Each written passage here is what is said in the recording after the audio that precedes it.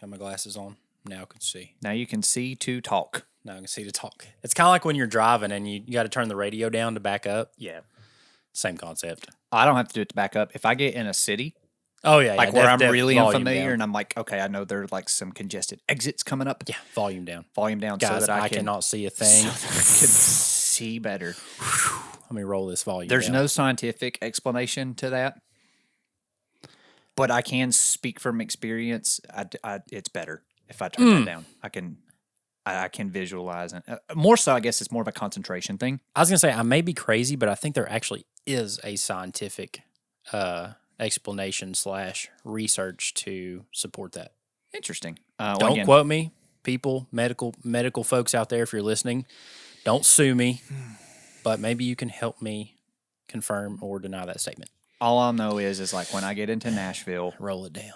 Even if I've been through this transit a million times to Vanderbilt, I still get into those congested areas. I like the music to go down about 10 notches. Yeah. So that I can be a better driver. Music down 10 notches. You got to turn the kids down too because they're always... Everybody, Reese. Shut up. Stop talking. Shh. Actually, we don't say shut up. I'm sorry. Kids, if you're listening, we don't say that word. We say hush. Yes, we say hush a lot and too loud. Yeah. Too loud. My kids called me out on an episode because I said the S word one time, so...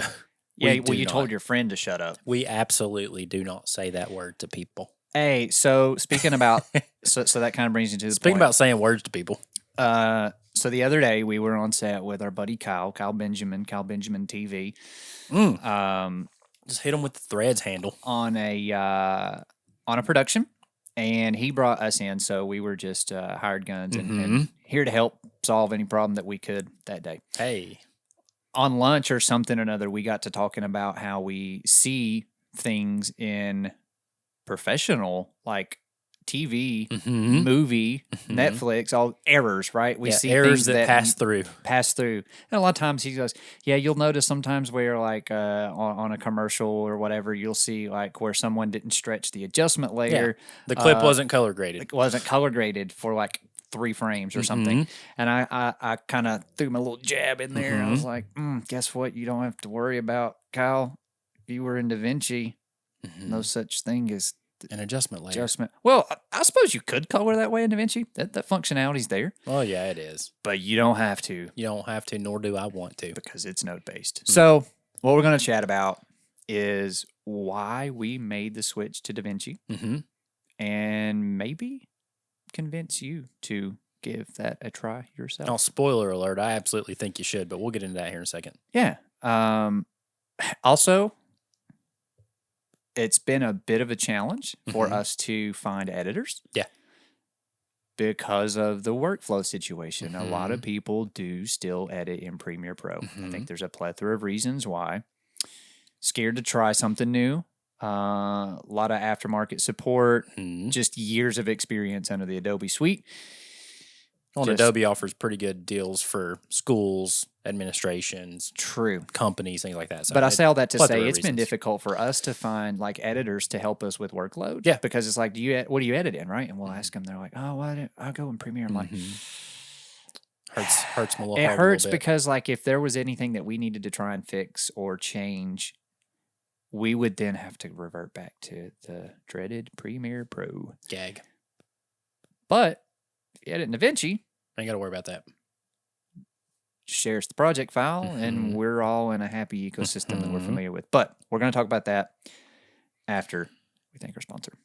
Sponsors of today's episode, none other than us, Motion Creative Media, and our new Blue Collar LUT. Folks, if you are looking for a way to spice, dice, sauce, and boss up your footage, I don't know if you want to dice it with this, but do it. Look no further than our Blue Collar LUT. What this is a creative filter that you can drag and drop, plug and play onto your video footage, whether it comes from an iPhone or a DSLR or mirrorless camera.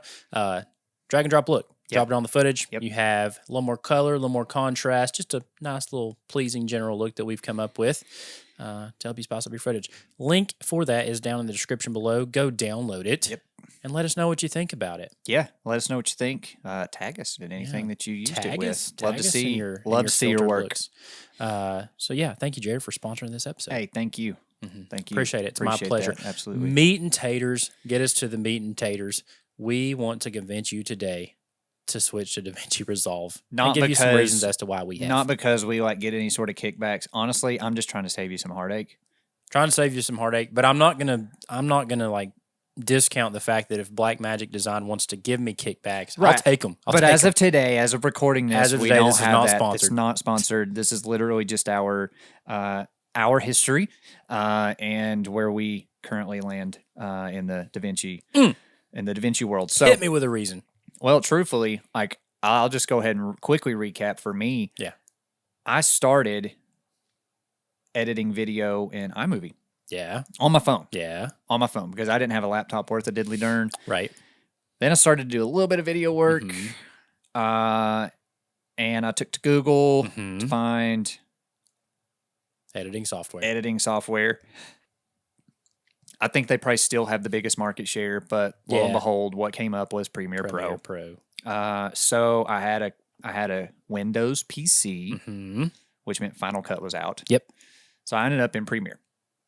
Learned Premiere, got pretty decent at it, got familiar with the shortcuts, got into the workflow, all those things, edited in it for years. Yeah. I don't remember the exact project or the exact light bulb / turning moment, but I remember getting incredibly frustrated with just crashes, the overall clunkiness, and it's partly my fault, but I also never really enjoyed the autosave feature within Premiere. I still hate it. It's just not as frequent enough. And I think you can change the frequency in which it autosaves. You can. But all that to say, there were several driving factors that made me willing to give another software a try. Yeah. I did, at this point, have a Mac. But never really, thought Final Cut was the move. No. I didn't think there were any upgrades other than it probably is a performance upgrade in some cases because it would have been optimized for Mac. Right, it's optimized for Mac. But the big thing for me, I was sick of the crashings, sick of the clunkiness, and just the overall I've always felt like it was very cluttered. Even if you cleaned up your personal workspace, all those things. Yeah, the UI is very archaic in nature, very blocky. It is. Very blocky. And so, again, all those things just kind of came to a head for me. I was like, I'm willing to try something else. Yeah. So, again, the big players, Final Cut Pro, Premiere Pro, and Davinci Resolve. I was like, I keep hearing these people talk about how powerful the coloring aspect is within DaVinci. Don't hear too many people talk about the editing capabilities, but the color. Right. You know what? This seems like an upgrade. I'll give it a whirl. Give it a whirl. Also, here's another very cool, as of today, factoid in favor of DaVinci. It is a one-time fee. Yes. It is a one-time fee. That's a bonus reason. I think it's $2.99 for the studio suite. License. Also, they've got a free version. Yeah. You do lose some features. You can get 80% of the way there. That you don't have within, or that you miss out by not having the studio version. But you can try it for free. Try it before you buy, as they say. Yeah. Anyways, I wanted to give something else a try. Thought it's got to be better. Made the switch. Made the purchase of DaVinci Resolve Studio, and I think that was about 4 years ago, maybe now, 3-4 years ago, and I've not looked back. Yeah. So yeah, that was kind of why I ultimately was willing to give it a go, and ultimately gave it a go, and have not looked back. Yeah, I'm pretty simple. I actually, and I told you wrong off camera, I actually also started in iMovie because I did have a Mac desktop at the time. Okay. So it was stock on that. But as far as my first non-stock editing software, I started in DaVinci way back when it was DaVinci 13 or 14 at the time. Yeah.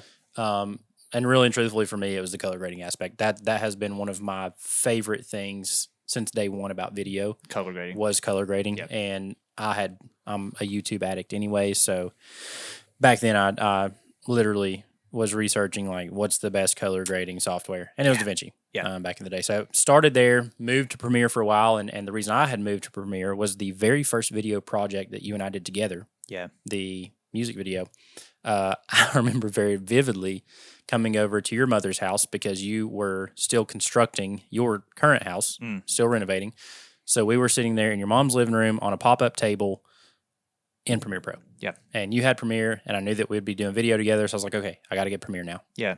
Easy to share projects together. Easy to share projects. So that was the reason that I had moved to Premiere, and then you and I both came back to You only had the DaVinci. free version of DaVinci before. Correct. I had you the free started thing. with the free version. I started with the free version, which again gives you about 80% functionality.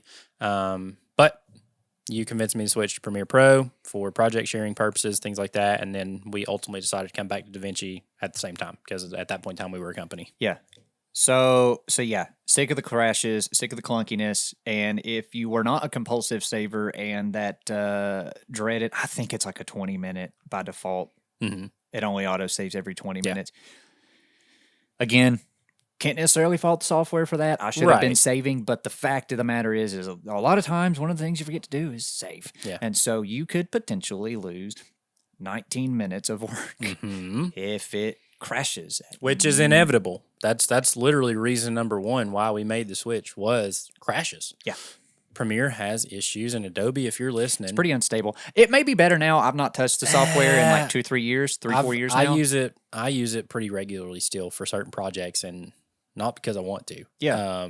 But it still has problems crashing. Well, I'll say this. I'm not going to tell you that DaVinci doesn't crash or that it doesn't sometimes have bugs and slowdowns, but I will tell you this. They are far less frequent. Far less frequent. I think in our in our stint with DaVinci ever since coming back, I can count on one hand how many times it's crashed, and that's been in 4 years now. Yeah.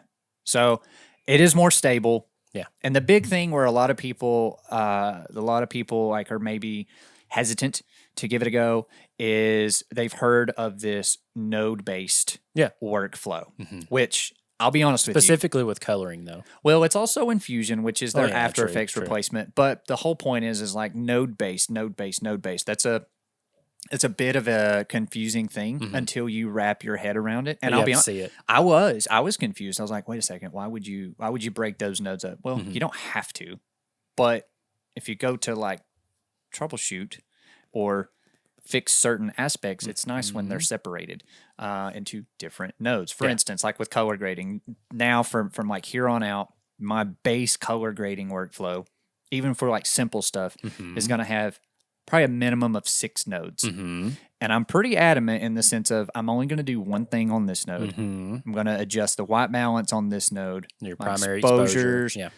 conversion on its own node. You and can then a look, compartmentalize your edit. which is very color grade. handy when you go to say correct like shot match with white balance or your printer lights or whatever. It's like I have a printer light Node.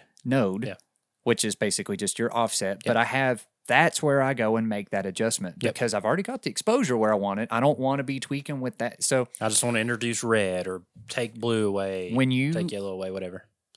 First switch, node base can be confusing, but I'm telling you, once that light bulb goes off, I love it. Like forget layer based, which was what Kyle was mentioning. That was the problem that Kyle was mentioning. He's like, look, I can see on projects where people didn't forgot to stretch it over. Didn't get that adjustment layer just ever so stretched across. And so like 3 frames were ungraded at that point. That doesn't happen with DaVinci. Right. In the color space. Right. In the color grading tab. So the color grading, we could literally talk for hours on how and why it is superior. Yeah. Hollywood movies are graded with DaVinci Resolve. Have been colored in DaVinci Resolve for a long time. They've forever been a standard. I was going to say they're a space. standard when it comes to color grading. And in Blackmagic Design, they've done a great job with, even though it is a Hollywood professional tool, the way that they've set it up, specifically in the color tab, because as far as like the editing tab goes, like it's a standard nonlinear editor. Pretty much the same. Once you get your keyboard shortcut set up, no different than any other program. But the color tab specifically, even though it's a Hollywood tool, they've made it so intuitive that idiots like myself can figure out how to color grade. And here's the really, really, really cool thing. There are some really good resources for free on YouTube even. On color grading, on nodes based. For color grading and explaining like why you should separate each adjustment out into a different node, which would basically, I guess, to put it in different adjustment layers. Yeah, so like my 6-node tree, you'd have 6 adjustment layers on your editing thing. Which goms up your timeline. Goms up your timeline. So on the edit page, which is where you do all of your editing, you've got you're going to make your cuts, you're going to do any effects, your inspector and keyframing and all that stuff. That's done in the edit. That's where you actually piece together your story. Yeah. That's where your audio and all that goes. It's your familiar linear side of things. It's a much cleaner look because each clip doesn't have 3, 4, 5 adjustment layers atop it. Right. So because it's got separated into its own workspace, its own page, its own tab within the software, you don't have a million adjustment layers. You've now got a much cleaner interface to work and do your actual editing. Well, yeah, you've got your video clip, your audio clip, and then basically titling. Maybe you throw B-roll atop it. It's just clips, audios, and titles. It's very clean. Stripped down at that point. Very clean. So the really cool thing too, and I think it's kind of confusing to a lot of people that maybe came from an Adobe workflow, is everything is under one hood. Now, I'll be honest with you. There are 2 tabs at the beginning, and they've literally got it left to right. We read left to right here in America. But you could start with your import, and that's where you do your media. I think they call it media bin or something. I don't know. Yeah, I think it's the media tab. Media tab, right? It's that very first one. That's where you bring all of your project pieces and footage in. Make your folders. Yeah. You then move right one, which is to the cut tab, which is going to look very similar to the edit tab. That's where you can do a lot of your initial calls. You can cut your head, cut your tail, all those things. And then you can have access to a lot more of your effects and your variables and the transitions. Transitions. That's when you end up in the edit tab. Right. It's got a pretty good workflow, which you work backwards. I've noticed. I do. I'll say this though. I skip to page 3. I do all my import, my culling, in my the edit editing tab. in the edit tab because you can't do all 3. Yeah, but if you don't want to, if you want to do it progressively, they've got that laid out for you. But everything is under one hood to include compositions. That's under the Fusion tab, which is basically their version of After Effects. You've got the color tab, which is where all of this powerful color grading takes place. And then Fairlight Audio. Fairlight Audio is kind of like, I think it's Adobe Audition. Yeah, it's like Audition. So Adobe has different programs for these things. That you have to go in and out of while you're editing in Premiere. Blackmagic Davinci Resolve has it all under one hood. You then have an export page. So I love the fact that everything is under one hood. So I don't have to hit right click. Open in After Effects. I don't have to open an Audition. It's right there. Same. I mean, it's so nice to be able to bot back and forth, and it's less of an issue on the color side. But like, I can't tell you the number of times where I've been I'm giving my last pass through, and I'm like, oh, I need to take some red out of that shot. Quickly go to the color tab. And then you just copy and paste to each clip. So and all your settings are there. I love, and it's kind of clunky at first until you get used to it. It's kind of daunting to see it all, but I love the fact that it's all under one hood. Yeah, agreed. It's very helpful. And so the overall just user interface kind of coincides with everything being under one hood, but just the physical look. And I'm going to get picky here. I'm the talking physical like layout. I'm talking even down to rounded edges. It's like it does not look as though it's. And this does not affect the performance or make it a better edit. Like, I'm not saying that. It's just a preference. I like the more modern, rounded edges of the clips of just. I like the user interface way better. In DaVinci. Now, one thing that I'll say this, I started to get really proficient with keyboard shortcuts. And I had several that I'd customized, and they were crucial to my workflow. In Premiere. In Premiere. Right? My Q and my W, which is ripple trim to the right, ripple trim to the left. But again, you can import those settings. You can, and that helped. I'll be honest with you. It took. There was a learning curve when I switched over. And if you decide to do this after watching us and listening to us, you're going to have a learning curve. But I will say this: I curbed that curve a lot by nailing my keyboard shortcuts. Once I got my keyboard shortcuts to mirror basically my Premiere keyboard, everything else was just layout and like, okay, instead of I think they call it the effects tab or something in Premiere. It's that top left piece. Effect controls tab. Yeah. You've got the inspector and it's over here on the top right. Yep. So the way that it keyframes is just a little bit different. But once you learn all of those things, the transition is very seamless. Yeah. Well, and specifically with like keyframes too, one important thing is like when it comes to masking, if you do any masking in your videos, that's also done mostly in actually almost all of it's done in your color tab. It's like if I want to put a radial mask over, my subject, or if I want to do the magic mask, which automatically finds my subject for me, I can track that in the color tab versus having to individually keyframe that mask like you have to do in Premiere. Yeah. Which is just mind numbing. Yeah.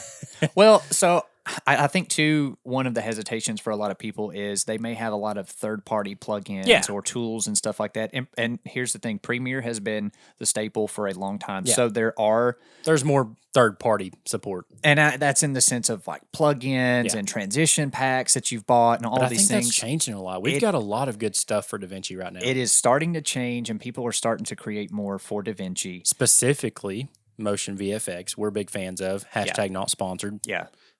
We've used Motion VFX for a long time now. Their title packs are great. They have good transitions. They have overlays. Yes, I think they even have looks. They have LUTs and stuff. Oh, really? Yeah, like Motion VFX, they've got it all basically for Davinci users. Okay. Yeah, I didn't. I didn't realize they had looks now. Yep, that's interesting. Yep. But I say all that to say that was definitely something that I couldn't argue against. Yeah, there was less, by far, text packs and transition packs and third-party plugins and support that worked in Davinci. Yeah. So like Premiere had that market for sure. That's slowly starting to change. And I just think that's going to continue to change. I've seen some really big, in the YouTube space, I've seen some really big creators make the switch. Sam Colder is big. Like he even has, I think, a couple courses now. He does. And he would be a great one to learn from. Yeah.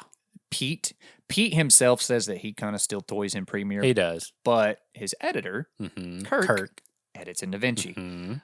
You've got great people, like a great resource on just kind of all things Davinci is Casey Ferris. Yeah, Casey Ferris is good. If you want coloring, Kazi. Wakas Kazi. Yeah, Kazi. A Hollywood colorist. Don't get disappointed when you see his desk setup and he's got the massive panel and you're like, oh, I just have a keyboard. He's got the Dab Burn racing gloves too. Do you ever notice how when he's editing he uses the gloves? I have a keyboard. Yeah. Keyboard and mouse. He has the full panel. I forget what it's called, what Davinci calls it. But I say all that to say a wealth of knowledge, and he doesn't gatekeep. Like, watch his stuff if you want to learn anything about he's a Hollywood and commercial editor. Or colorist, I mean. But yeah, so once I got my keyboard shortcuts, and once I kind of learned, okay, Premiere calls this, Davinci calls this, this. Yeah, just different terminology. Yeah, I have not looked back at all. And I know people have got to be frustrated with their Premiere workflow. Yeah. I've heard people talk about it. Like, I'm sitting here thinking, dude, just switch. Just try it. Just try it. I would go out on a limb so far as to say that the free version of Davinci is superior to Premiere, in my opinion. I haven't used the free one ever, really. Again, 80% functionality, and it's free $99. Now, I think some of the big features you don't get, I don't think you get noise reduction. You don't get noise reduction. Which Davinci's noise reduction is pretty good. It's very taxing on your machine, but it's solid. But it's good. You also can't import certain file types. Yeah, file types. Like for whatever reason, our Panasonic MOVs. Yeah. I wonder if we were to shoot MP4s if it would. But anyways, good. We shoot the QuickTime MOV. You also, I don't think, get stabilization. You don't get stabilization. You also don't get plugin support, because I know one of the plugins that we use is Dehancer.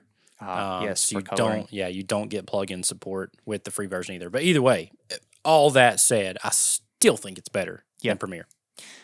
I think probably one of the bigger things is just the overall speed. Yeah. I don't notice, like, for instance, and part of it might have been, well, actually, no, I take that back. I had built a machine, a PC. I say we built identical PCs.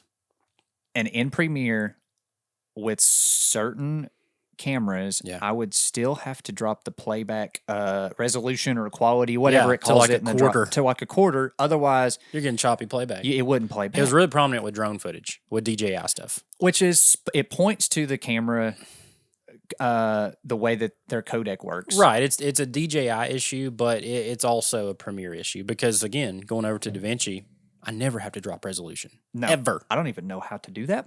I don't even have to drop, like, LUTs or transitions or anything in Davinci when it comes to playback. The only thing on playback that I will struggle with is, again, sometimes overlays. Denoiser. Oh, yeah. The denoise feature is very taxing. It is. So what I would suggest... like base color grades and stuff, oh, no. Fine. Yeah. Full playback. Absolutely. No problems there. Yeah. So just the overall speed, all the way to the export tab. Yes. Oh, my gosh. I don't have any scientific data for this, and you can, say, well, this is just hearsay. Maybe. Actually, you know what? Try it for yourself. I don't have any scientific, like, side-by-side, same projects, comparisons on exports. Yeah. But DaVinci exports really quick. I can give you semi-scientific examples. This podcast, for example, I do still edit in Premiere, mainly for the audio reasons. I do like a lot of their audio features when it comes to editing. Anyways, a 30-minute episode of this podcast with Premiere normally takes between an hour and 20 minutes to export. Really? Yes.